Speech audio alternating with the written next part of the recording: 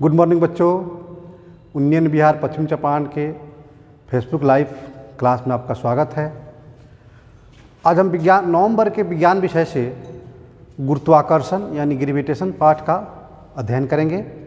आइए सबसे पहले उसके परिचय के बारे में जानते हैं। प्रायः ऐसा देखा जाता है, हम देखते हैं कि कोई वस्तु अगर हम ऊंचाई से गिराते हैं तो वह नीचे की ओर गिरती है, यानी उस वस्तु पर कोई ना कोई ऐसा आकर्षण लग रहा है, कोई बल लग रहा है जो पृथ्वी की ओर उसे आकर्षित कर रही है। ऐसे ही बल को गुरुत्वाकर्षण बल कहते हैं या गुरुत्व बल कहते हैं। इससे अपनी प्रकृति में बहुत सारी परिघटनाएं होती है जो इस गुरुत्वाकर्षण बल के चलते हो रही है। जैसे वर्षा का बूंद नीचे की ओर गिरना, सूर्य के चारों ओर पृथ्वी की परिक्रमण, पृथ्वी के चारों ओर चंद्रमा की परिक्रमा, जो सूर्य और चंद्रमा के गुरुत्व बल के कारण ज्वार और भाटा का उठना, इस तरह की बहुत सारी परिघटनाएं हैं जो गुरुत्वाकर्षण बल को एक मौलिक बल के रूप में सिद्ध करती है। पहले से भी ये अपना जो ब्रह्मांड है पहले से भी रोचक रहा है, इसके लोग जिज्ञासु रहे हैं, हमेशा कुछ न कुछ इसके बारे में जानकारी प्राप्त करने के प्रति उत्साही रहे हैं। उसके इस बल को सही से व्याख्या नहीं की जा सकती थी, लेकिन जब आइजक न्यूटन ने ऐसा कहा जाता है कि उनके ऊपर एक सेव गिरा और सेव नीचे गिरने की ओर चलते उन्होंने गुरुत्वाकर्षण बल को खोजने के लिए प्रेरित किया। तो उन्होंने एक पूरे ब्रह्मांड के लिए, पिंडों के लिए एक नियम का प्रतिपादन किया जिसे हम गुरुत्वाकर्षण का सार्वत्रिक नियम कहते हैं। सार्वत्रिक नियम का अर्थ होता है कि सभी पिंडों पर लागू होता है। तो आइए सबसे पहले हम गुरुत्वाकर्षण का सार्वत्रिक नियम को देखते हैं।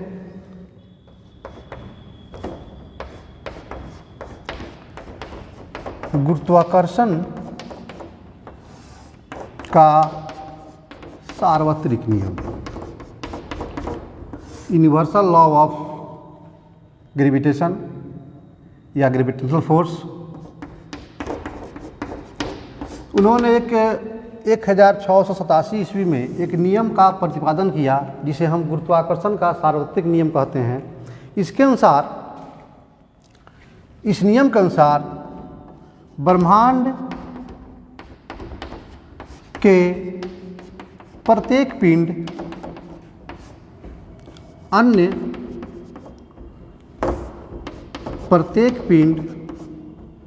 अन्य दूसरे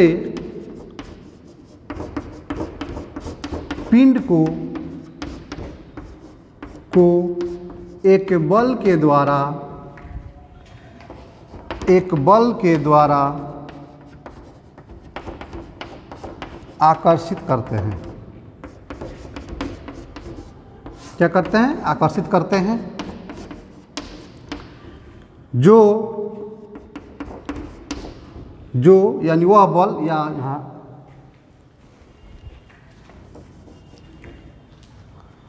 करता है, वह बल उन दोनों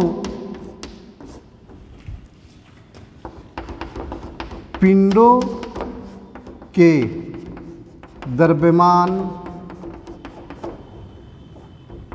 के गुणनफल का समानुपाती, वह जो बल है वह दोनों पिंडों के द्रव्यमानों के गुणनफल के समानुपाती तथा उनके बीच, यानी दोनों पिंडों के बीच की दूरी के वर्ग का व्युत्क्रमानुपाती होता है।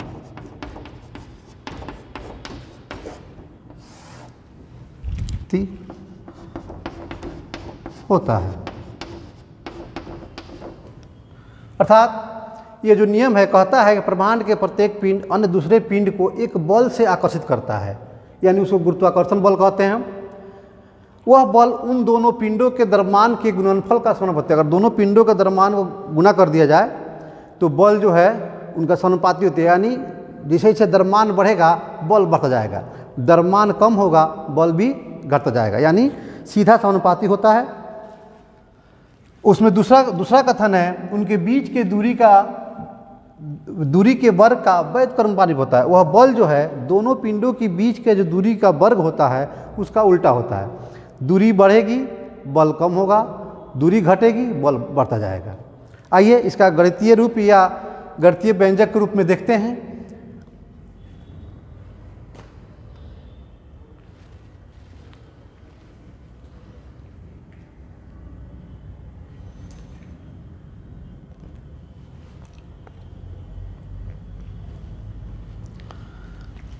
इसका गणितीय रूप देखते हैं। माना कि ए और बी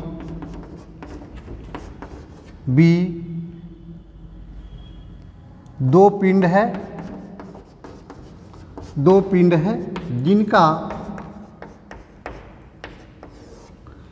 जिनका द्रव्यमान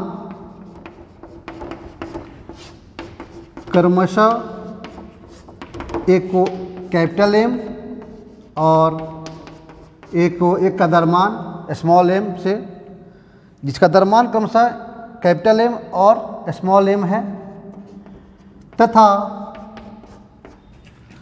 दोनों पिंड डी दूरी पर स्थित हैं।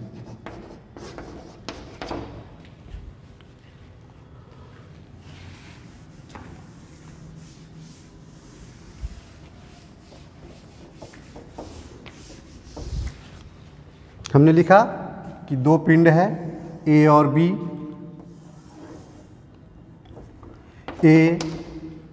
बी, जिसका द्रव्यमान एक का कैपिटल एम, बी का स्मॉल एम, दोनों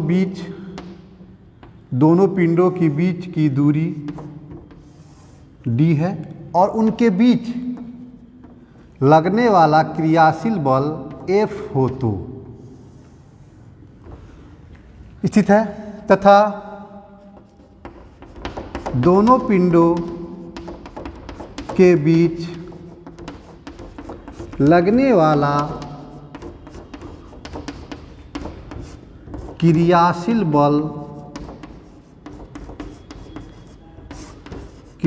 बल F है तो न्यूटन के सार्वत्रिक नियम, न्यूटन के गुरुत्वाकर्षण के सार्वत्रिक नियम से हम पाते हैं या हम देखते हैं कि न्यूटन का सार्वत्रिक नियम कहता है कि दोनों पिंडों के द्रव्यमानों के गुणनफल का वह बल समानुपाती होता है, यानी F समानुपाती m इंटू m। ठीक है, समीकरण 1। पुनः उसी सार्वत्रिक नियम में कि उन दोनों पिंडों के बीच का जो दूरी का वर्ग है उसका व्यस्तानुपाती होता है, यानी F व्यस्तानुपाती 1/d²। उनके बीच की दूरी d है और उसके दूरी के वर्ग का व्यस्तानुपाती होता है। इसको हम समीकरण 2 मान लेते हैं। अब समीकरण 1 और 2 को मिलाते हैं। समीकरण 1 और 2 को मिलाने पर हम पाते हैं कि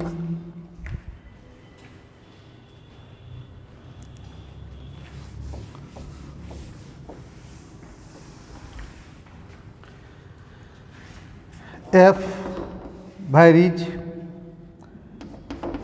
mm/d², या F बराबर G इंटू mm/d²। यहाँ G जो है स्थिरांक है, इसे हम गुरुत्वाकर्षण का सार्वत्रिक स्थिरांक कहते हैं। यह सभी पिंडों के लिए समान वैल्यू देता है, समान मान देता है।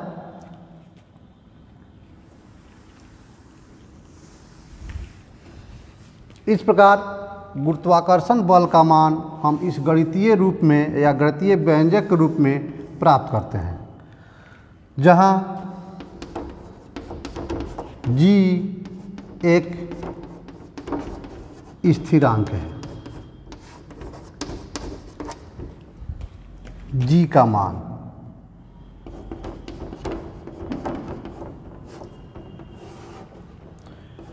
ऊपर के व्यंजक से हम ऊपर का व्यंजक जो है f बराबर g into m capital M small m बटा d स्क्वायर को हम रीअरेंज करते हैं तो g बराबर f d स्क्वायर बटा m कैपिटल M और स्मॉल m पाते हैं। इसे हम g का मान और उसका मात्रक भी प्राप्त करते हैं।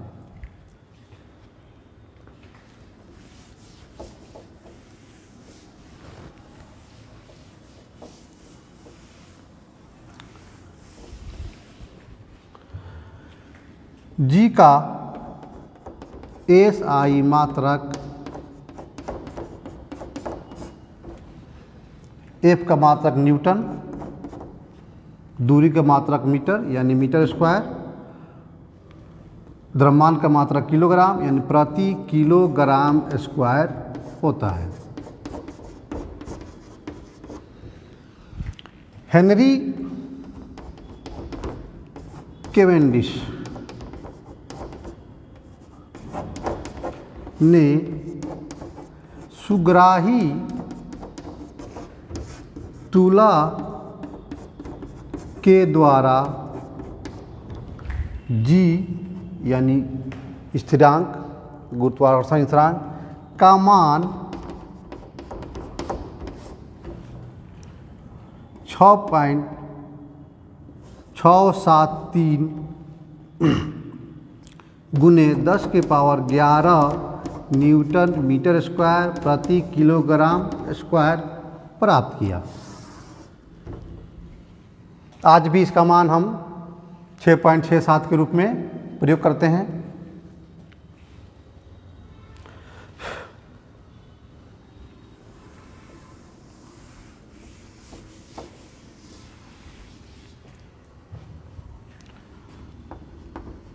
न्यूटन के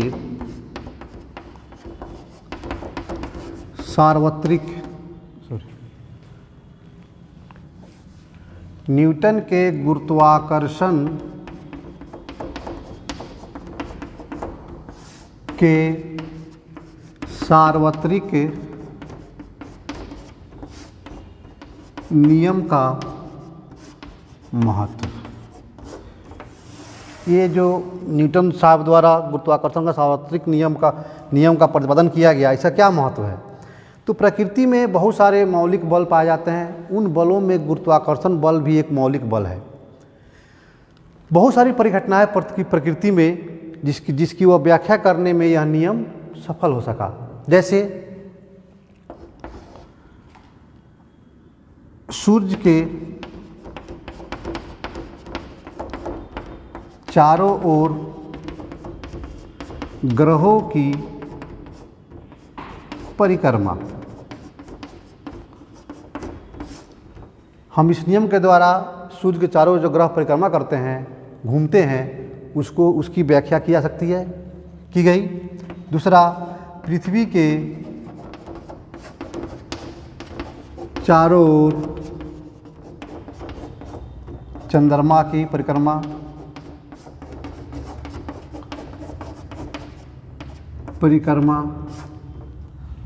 तीसरा, वर्षा की बूंदों का नीचे की ओर गिरना, बूंदों का नीचे की ओर गिरना पृथ्वी के नज़दीक वायुमंडल को बांधे रखना,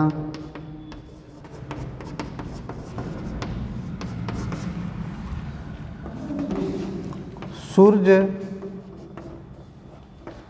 तथा चंद्रमा के कारण ज्वार एवं भाटा का उत्पन्न होना, इन सभी परिघटनाओं को यह नियम जो है व्याख्या करने में सफल रहा। इत्यादि बहुत सारे और परिघटनाएं हैं। पहले से भी ग्रहों के बारे में जानकारी रखना खगोल शास्त्रियों के लिए एक जिज्ञासा और उत्सुकता का विषय रहा है। बहुत सारे ग्रहों की गति से संबंधित आंकड़े एकत्रित किए गए थे। उन्हीं आंकड़ों के आधार पर एक खगोल शास्त्री जोहान्स केपलर ने अपने ग्रहों की गति से संबंधित नियमों का प्रतिपादन किया, जिसे जोहान्स केपलर का ग्रहीय गति का नियम कहा जाता है। आइए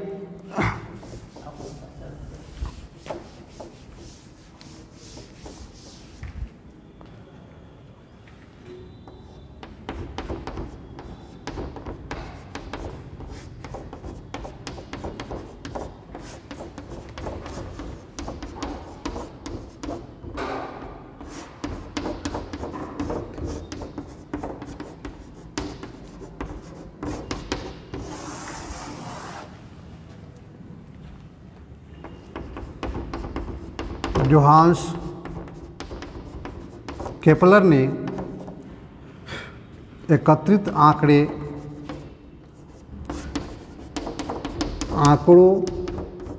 के आधार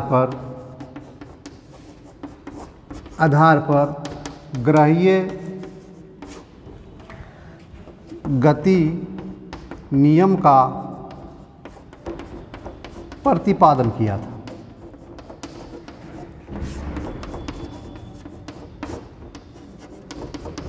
उन्होंने 3 नियम का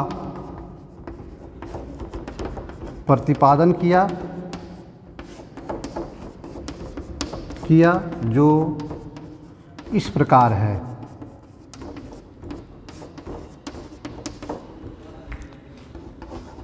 केपलर का प्रथम नियम ग्रहों से संबंधित गतियां है, यानी बहुत सारे खगोल शास्त्रियों ने ग्रहों की गति संबंधी आंकड़ों को एकत्रित किया था। उन्हीं आंकड़ों के आधार पर इन्होंने 3 नियमों का प्रतिपादन किया था, जिसे केपलर का ग्रहीय गति का नियम कहा जाता है। उसमें पहला नियम है कि प्रत्येक ग्रह की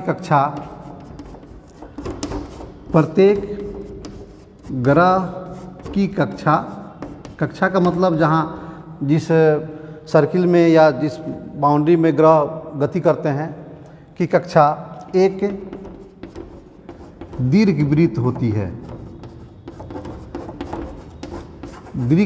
इसका अर्थ होता है कि वो वृत्त जो है पूर्णतः कंप्लीटली वृत्त नहीं है, वह ओवल आकार इलिप्टिकल शेप का होता है, जिसे हम दीर्घवृत्त कहते हैं। तथा सूरज इस दीर्घवृत्त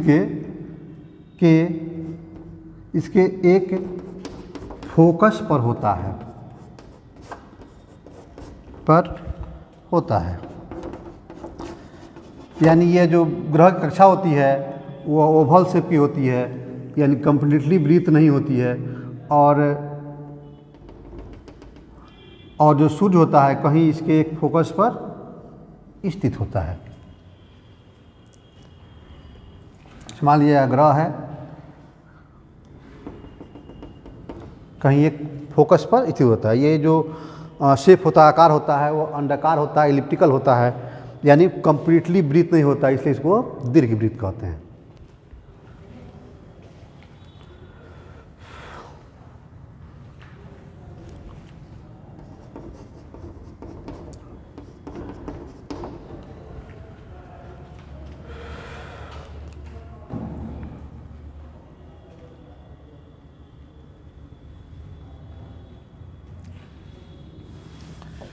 जोहान्स केपलर का दूसरा नियम था, दूसरा ग्रहीय गति नियम था केपलर का द्वितीय नियम। कहते हैं कि सूर्य तथा ग्रह की मिलाने वाली जो रेखा होती है वह समान समय अंतराल में समान क्षेत्रफल तय करती है। मान लिया ये सन है, अगर वह ए और बी पुनः ग्रह जो है सी और डी तक की दूरी तथा ए से बी तक की दूरी अगर समान समय में तय करती है तो उसका क्षेत्रफल भी समान होगा। द्वितीय नियम है कि सूर्य तथा ग्रह को मिलाने वाली रेखा समान समय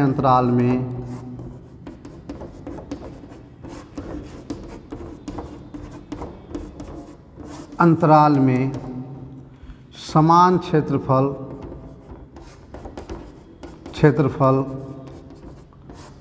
तय करती है। जैसे चित्र में हम लोग देख रहे हैं कि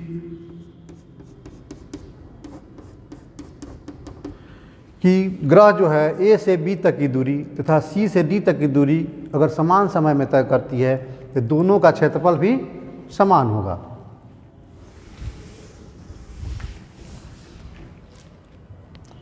अर्थात क्षेत्रफल एस ए बी बराबर क्षेत्रफल एस सी डी। तीसरा केपलर का तृतीय नियम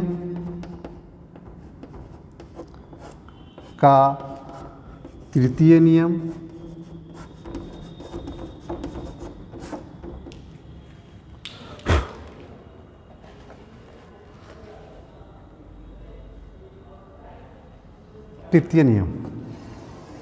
इसके अनुसार सूर्य से किसी ग्रह की औसत दूरी का घन उसके परिक्रमण काल के वर्ग का समानुपाती होता है। सूर्य के किसी ग्रह की औसत दूरी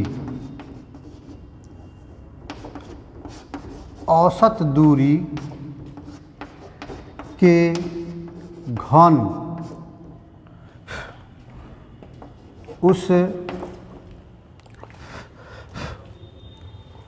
उस ग्रह के सूर्य के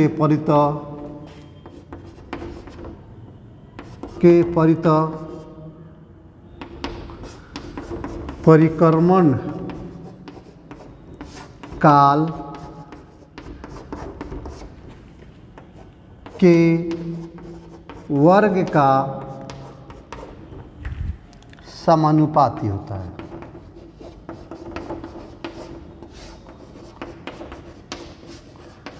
पाती होता है।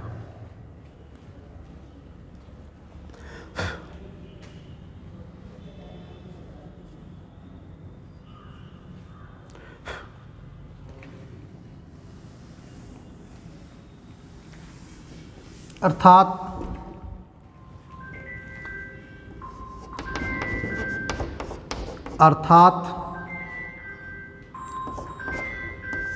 टी स्क्वायर बैरिज आर क्यू या टी स्क्वायर बराबर के R3 या के बराबर टी स्क्वायर बटा आर, जहाँ के एक स्थिरांक है, जहाँ के एक स्थिरांक है। इस प्रकार हमने आज की कक्षा में हमने देखा गुरुत्वाकर्षण का परिचय। गुरुत्वाकर्षण क्या है, गुरुत्वाकर्षण गुरुत्व बल क्या है, न्यूटन के गुरुत्वाकर्षण का सार्वत्रिक नियम, उसका गणितीय रूप, जी का मान तथा केपलर का ग्रहीय गति नियम के बारे में जानकारी प्राप्त की। अगली कक्षा में पुनः गुरुत्वाकर्षण पाठ से हम आगे के टॉपिक जैसे मुक्त पतन, गुरुत्वीय त्वरण, दाब, भार इत्यादि का अध्ययन करेंगे। तब तक के लिए धन्यवाद।